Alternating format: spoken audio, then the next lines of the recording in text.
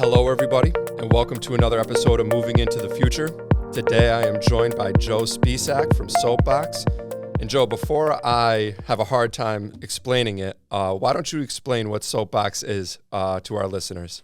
Yeah, sure thing. So thanks for having me, Jack. Soapbox, we started probably about 3 years ago now. And we actually started out as a self-service label printing platform for e-commerce brands. So basically, if you own your own e-commerce brand, you could download our Shopify app extension, and it just gave you a really easy way to be able to bulk print labels, keep track of your inventory, just get your product to the end consumer much easier.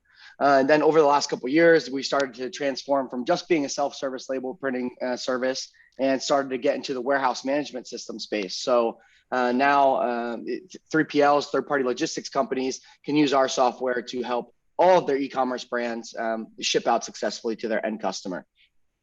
Right, that's such a pivotal service when people are in e-commerce, because essentially what they're doing is running their own shipping and logistics business, and part of that business is being as efficient as possible with what you have in the warehouse, getting it out as soon as possible, and managing your inventory efficiently. So I see the value in Soapbox, and you've been in the e-commerce world for, I think you just mentioned, like 7 years, right? Which in terms of e-commerce is almost like a full career for a lot of people. So you've seen a lot of different ways the industry has grown and developed and morphed over the years. And today, I mean, e-commerce in my world as well, which is why I'm excited to have you on to talk about it, has really taken over warehousing and how moving companies react and plan to service e-commerce employees and clients and things of that nature. So how have you seen the industry develop, since you've gotten in until now? Yeah, no, great question. So I guess I'll start by saying, kind of high level what I've been doing in e-commerce before I was at Soapbox. So I actually have two of my own brands that I started. So I started out in the board gaming space. So I created a couple trivia games, just family style trivia games. We have another game over here called Dicey. This was like a party game. This was one of the first things that I started back whenever I was in college. And then after that, I morphed into starting my own 3PL called Ship Daddy that I ended up selling about a year and a half ago before I joined Soapbox. So, I mean, you can imagine being in those different sects of e-commerce and being around for, a couple of years now. I've definitely seen some changes, but maybe one of the notable ones has to do with Soapbox and just how hard it was to actually print labels from Shopify whenever I first started out with my games. So that's how I started getting and looking for my own 3PL because, it's gotten a lot easier to even just print your own labels from Shopify now. But back in the day, that wasn't the case. You hit this point where I call it the graduation period, where every e-commerce brand starts doing a couple hundred orders a month, and they either have to kind of double down and become their own commercial grade logistics center, or they need to pivot and look for a 3PL to send all their inventory into and allow them to fulfill for you. So I think just the logistics of actually shipping your product and the technology behind it has changed immensely, even in the last couple of years. So that's one of many, many things that I've seen for sure. Yeah, I could imagine, because it's all about supply and demand, not just at the e-commerce level when you're selling, but also high level when you're servicing these companies. And there are so many companies, like I mentioned, and people in general, not just companies, but individuals who are in the e-commerce world. So there has to be different avenues and different technologies that help them sell more efficiently and move their product more efficiently. Can you emphasize and explain a little bit more exactly how Soapbox does that for clients in terms of creating the labels and the software, updating? Is there a part of the software that allows like companies to be notified or tagged when their inventory is getting low, like that sort of thing? Does Soapbox help with that? Yeah, great question. So Soapbox is great because it's omnichannel. So let's say you have a Shopify, but then you're also selling on Amazon FBM, and then you're also selling on Walmart.com. You can plug in all of your different sales channels, and the orders will come in and be aggregated on the Soapbox platform. So then Soapbox is linked with all of your major shipping carriers and has negotiated rates with all of them, from USPS to UPS to FedEx to DHL e-commerce. and more regional carriers. Yeah, that's so important for companies and individuals to be able to siphon and manage all of their inventory across different distribution platforms efficiently. And with Soapbox, how have you seen clients really scale their businesses more efficiently? Has it really helped them? Do you get a lot of testimonials as far as finding that clients are able to basically manage their product through this software on multiple platforms, like you mentioned, whether it's Amazon, Walmart, wherever it may be? They're able to basically see. Are they able to also see like what platforms may be working better for them and where they may be able to get more traction, and then strategically plan either to promote that platform more, or how can we do it better here? Does Soapbox help with that as well? Yeah, you're pretty like hitting the nail on the head, spot on with exactly what we're building out and what we have built out. So, I mean, just imagine if you were running an omni-channel e-commerce sales operation, and or your logistics team had to manually go into each individual platform and manually update all the inventory, manually print all of the labels, manually upload the tracking information to each one of these different channels. We're talking hours and hours and hours a day, and that's not even having to pack it and send it out. That's just manually printing the labels. So that's what Soapbox does a great job of, is acting as what we call the quote unquote single source of truth, right? So as the orders flow in and we print the labels from Soapbox, it will manually in real time push back all of the inventory that's being deducted as we're shipping labels back to each individual platform. So let's say the same SKU that's selling on Shopify and Amazon FBM, an order comes in from Amazon FBM, it will deduct 2 of those units. Well, then it will push back that 2-unit deduction to Shopify to keep everything in lock. Wow. Wow. How valuable that is too. And what I wanted to find out, you mentioned Amazon as a whole. See, I've looked into it before. Like, now there's Amazon FBM and then there's Amazon FBA, correct? Correct. FBM, fulfillment by merchant. So AKA you being the one to fulfill it, or your third-party logistics provider. FBA being fulfillment by Amazon, where you or your 3PL will pack up the inventory based off of Amazon specifications, ship it into Amazon, and then you get some added benefit of doing FBA because they'll give you the Prime badge. Right. Basically promote your listing to a higher amount of people. Okay, so that's a specific thing with FBA, is you get that Prime badge basically and stuff like that. But now if you're doing FBM, fulfilled by merchant, you do make more money that way, correct? Because with the FBA, they take out a bigger percentage of that. So is that a big sales tactic for you when you're going out to clients and trying to promote Soapbox? Is there a way that you actually show the cost analysis between being an FBM and working with Amazon and being FBA?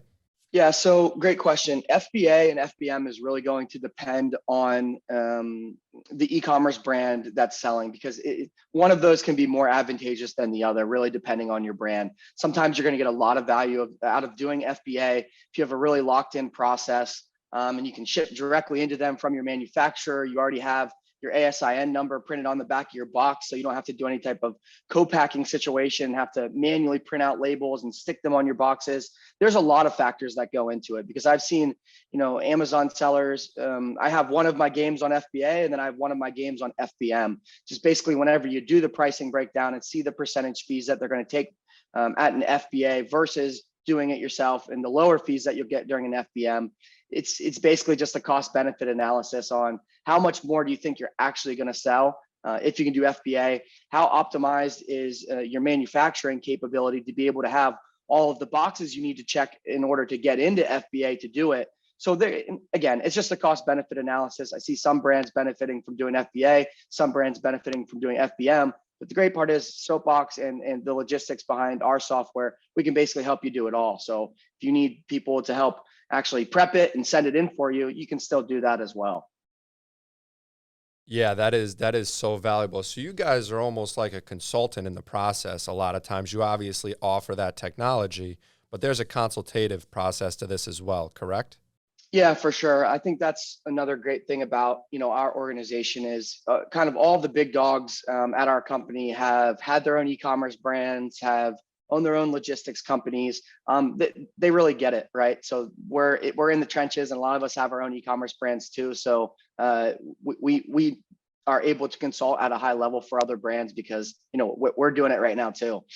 Right, because before you mentioned it, before you were CMO at Soapbox, you have been in the e-commerce world. So what was it particular about Soapbox, and maybe we've already gone over this, that made you want to come on board and get involved and help expand the brand further? Yeah, great question. So that's actually a pretty cool story. So the last company that I owned and sold called ShipDaddy, we were a 3PL in central Pennsylvania, scaled up to 140,000 square feet. And I ended up selling it back to two of my best friends who are like, we've been boys since we've been just little guys. And so we started out using a warehouse management system called ShipHero, which is an awesome company, great WMS. We started to get into some more custom fulfillment opportunities, namely in the print on demand space. So I was buying these big $50,000 direct to garment printing machines, and people would order, like t-shirts off of their e-commerce brand website. And we would actually print the design on the t-shirt in real time on these DTG machines and then ship them out. Well, it was great because we were signing a lot of customers in that area, but it wasn't great because our logistics wasn't optimized to be able to handle print on demand. And again, ShipHero is a great company, but we weren't able to get into the print on demand space with them. So I got connected with Danny Hay, who is our CEO over at Soapbox, and was just really impressed with what they were building out. We basically came to the agreement that, hey, we would help kind of guinea pig their software and help them create it into a true warehouse management system if they could help us, and we could use their software engineering team to customize it to our exact specifications to start to get more deeply into the print on demand space and lots of other custom opportunities that we're getting. So that's basically what happened. I was the first warehouse user for Soapbox. We ended up getting really close with their team over there. And then after I got the ShipDaddy team to the point where they felt great with running the organization, I was able to go over to Soapbox and kind of link forces with Danny and really try to start building something special. Wow, that is great too, because again, you're a customer at first, and you know the industry well. So what you're dealing with too is you were dealing with your own business problems, looking for a solution.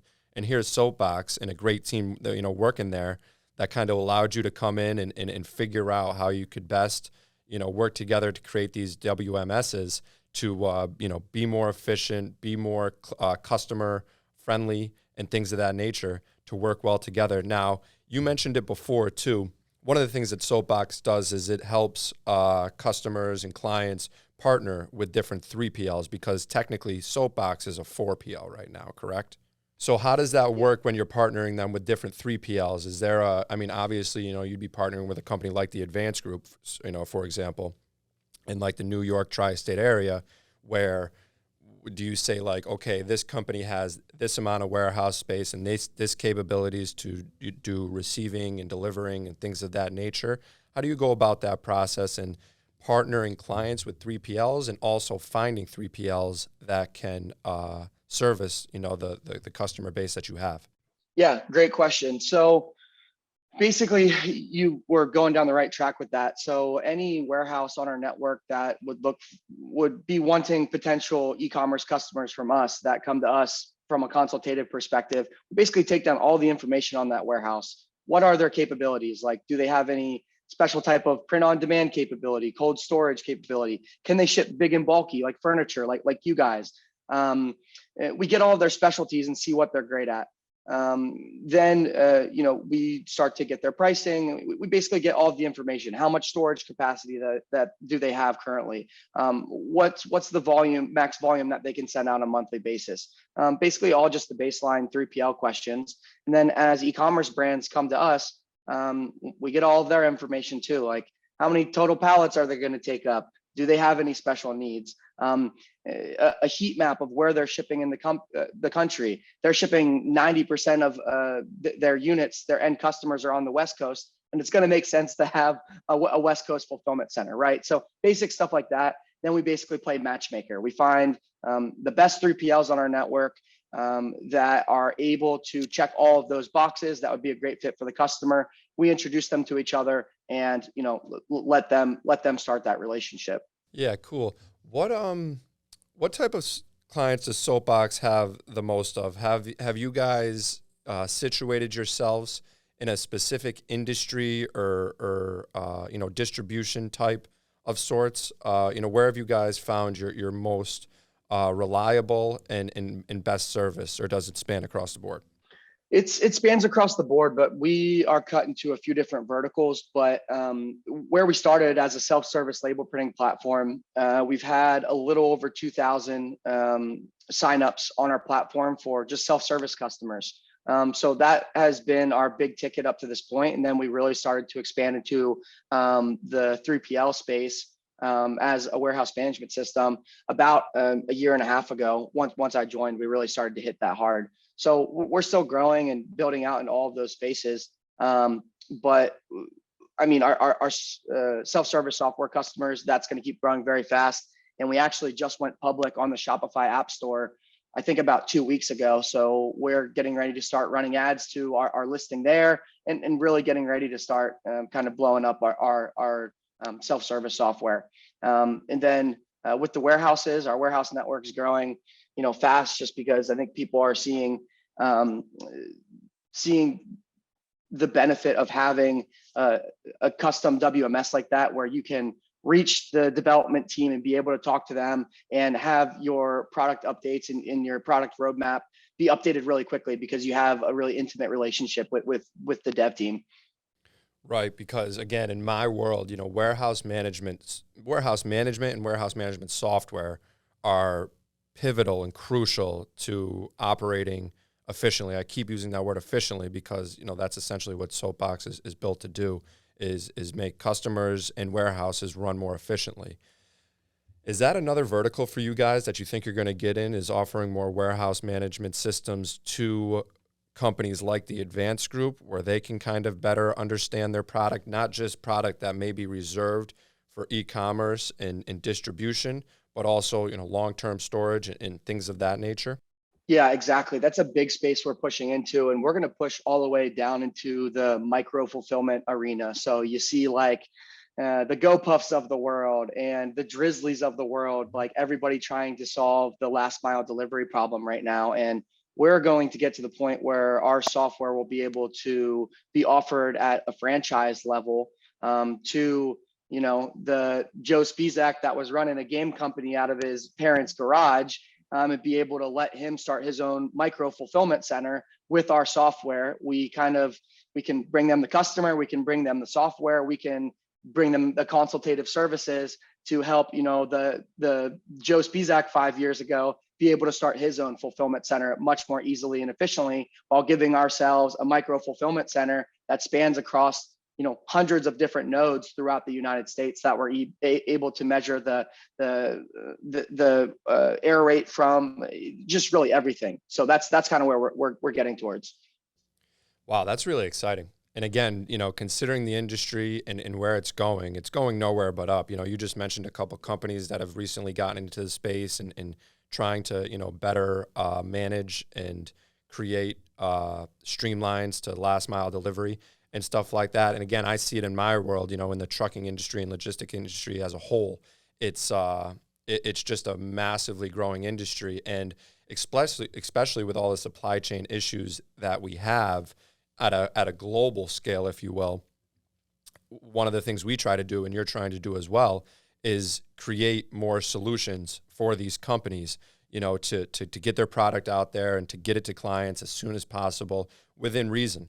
And it's going to be fascinating, the different solutions and technologies that grow out of this. I follow a couple closely and I study them, and it's going to be very interesting, because I think what we learned, through the pandemic and really up until now, is our supply chain avenues and even the technology within that space wasn't really up to 21st century standards. There was just a lag in the way things were going. And now with these different technologies, I believe one is called Upflex. Are you familiar with that company?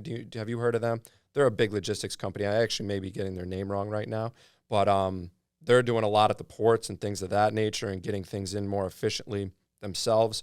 So I think it's going to be really interesting to see where the industry as a whole, not just in e-commerce, but in distribution and delivery services as a whole, go in the next 5 years, even near future.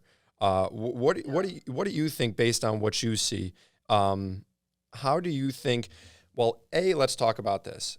Do you think more people are going to be getting into e-commerce distribution? Is there a steady uptick in the amount of new users and companies and stuff like that, or has it plateaued off at all? Because again, in the 7 years you've been in the industry, really that vertical has gone pretty much like that. I mean, it's gone up very quickly.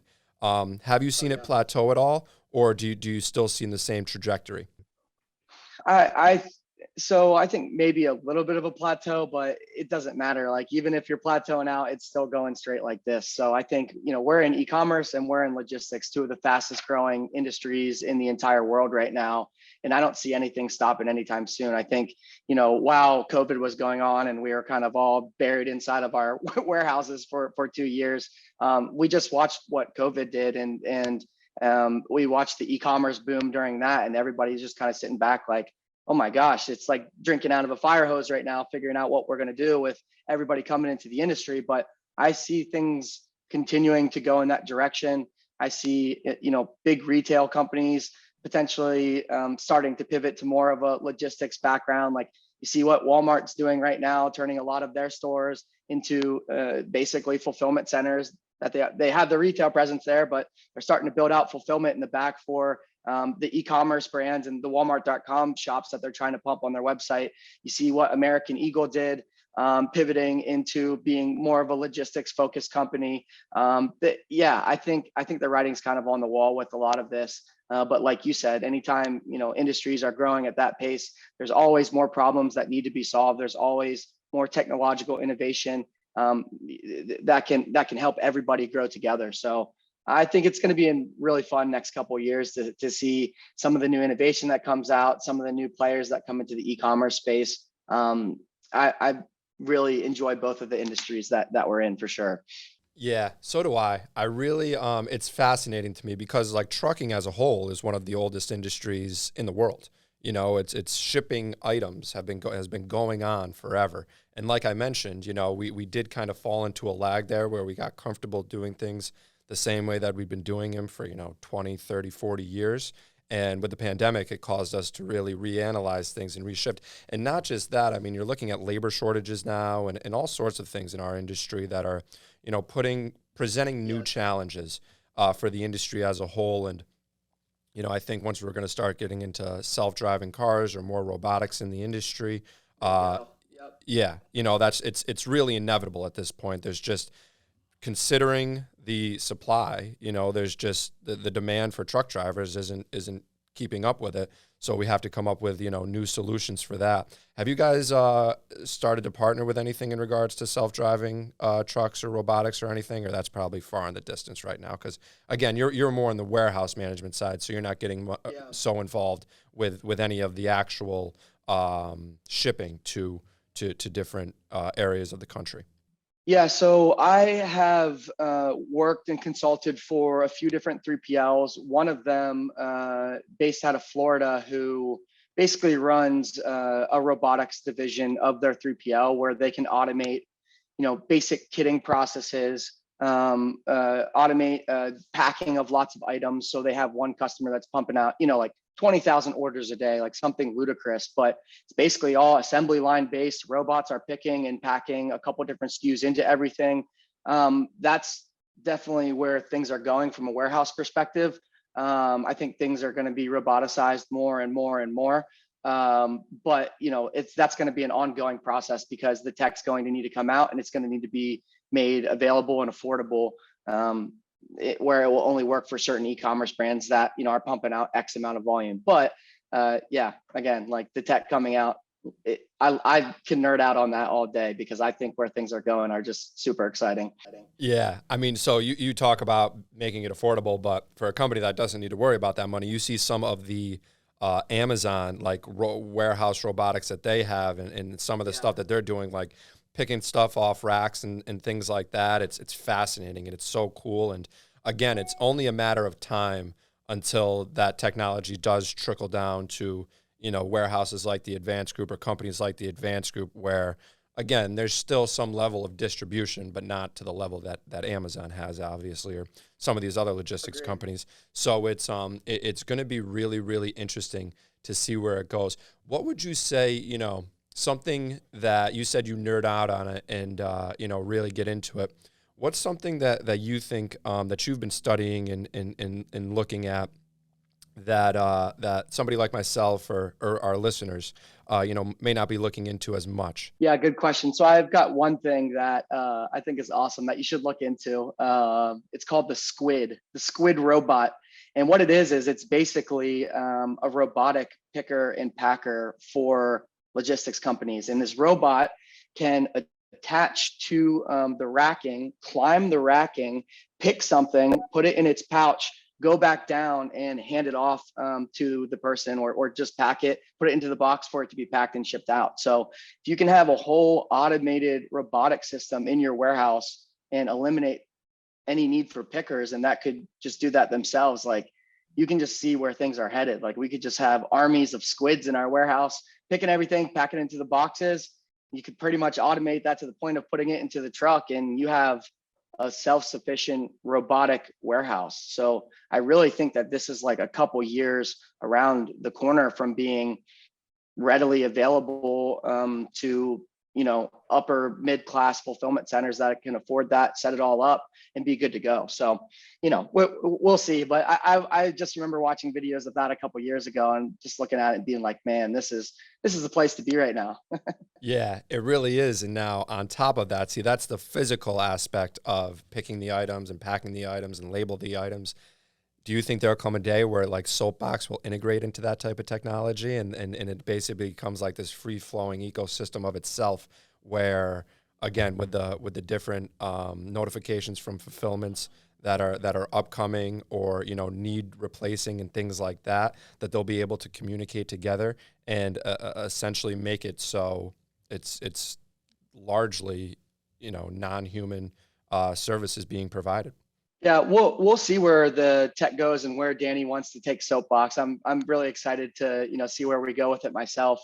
I think for now in the next couple of years we'll be heavily focused on the small business owner, the Shopify customer with an Amazon FBM and a Walmart.com. We'll probably be focused more on that space and probably won't be jumping into the robotic space right away.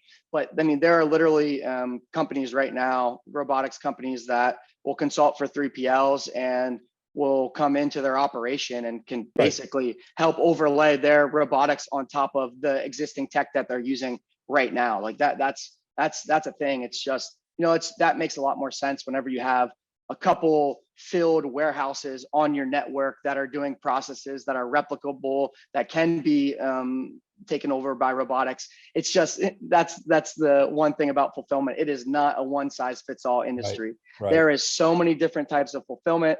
You say third party logistics company. I think a 3PL like a ShipDaddy of the world, but other people may think freight brokerage. Other people may think drayage and international shipping and imports and exports. There's so much going on in our industry. There's plenty of space to play for all of us. Yeah, there is. And that's the beautiful part about it is there's so many avenues to go down to make money in this industry and do a lot of cool different things that are unique to, your specialty. It's really what I love about it because that's the thing. And that's the thing about the Advanced Group. What we do really well is we're in so many different avenues, whether it is logistics or, actual office moving and even residential moving and then, technology and that aspect, furniture installation and White glove delivery. Exactly. That better than anyone. Exactly. So, yeah. Exactly. So like, again, having those different avenues to go down and offer to clients presents such an advantage in this industry. And you have to do everything well. It's you want to make sure where you have people in place that, specialize in that service and can make sure it's managed at a high level. So clients, are happy at the end of the day. Couple couple more questions. So, as CMO, you just mentioned, and this brought it up to me.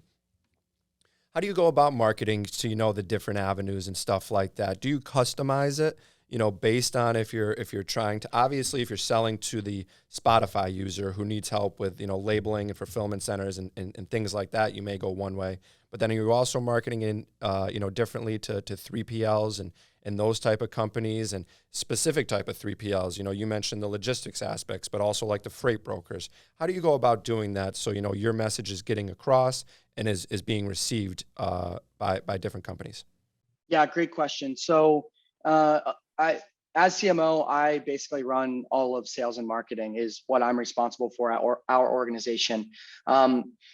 Depending on your different level of marketing and some areas you've had success with in the past, different CMOs would do different things. But where I've really made my living is running ads, so media buying. I've run easily over $10 million plus worth of ads between e-commerce, between 3PL companies. I own my own marketing agency that has 30 plus customers that we run ads for.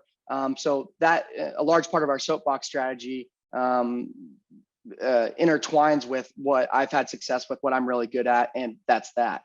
So we have a really good Google ad system set up that links directly with our CRM, and it's based off something called value-based attribution. So the further we can move these deals that come into our CRM down the pipeline. So, starting with new lead, whenever someone submits a form to your ad, we put them in the new lead bucket. But once we have a discovery call with them, they go down to the next sector of that funnel. Once they go down all the way to contract signed and onboarded, that's the furthest point down in the funnel. So based off of the projected size of the opportunity, as well as how far we can move them down in the funnel, all of that in real time in our CRM is linked back to our ads account that are running the ads. So as we run 20, 30, 40, $50,000 ad spend a month over month, our system is a beautiful positive feedback loop where the actual actions of our salespeople filters back to our ads. So we run ads that get better month over month over month. So I've been building out that system for years and years and years, and we were able to implement a form of that in at Soapbox that has been working really well for us. And now, I told you we're starting to get into running ads for our actual Shopify app. So we'll be doing that native on the platform. My team has had a lot of success with that in the past, and that's going to be one of our main strategies moving forward. Wow, that's great, because they always say, with marketing budgets, you don't know really what works. You're just, if I knew where it worked, I would just put it all towards that. I believe the Walmart executive said. But with what you're doing there, you have a very nice data-centric marketing plan that shows you exactly what's working, what's not working, and where you can, push more of that budget towards in order to maximize those opportunities. So that's really cool. I just have one more question because I'm curious. So you've been in e-commerce and you've done a lot of different things, built companies, sold companies. Obviously, you're at Soapbox at CMO. What were you doing prior? So I was a network engineer at AT&T. So after I graduated college, my dad, one of his best friends who has since passed away, he was my boss at AT&T. Just a great dude, and he kind of helped me climb the ranks there pretty fast.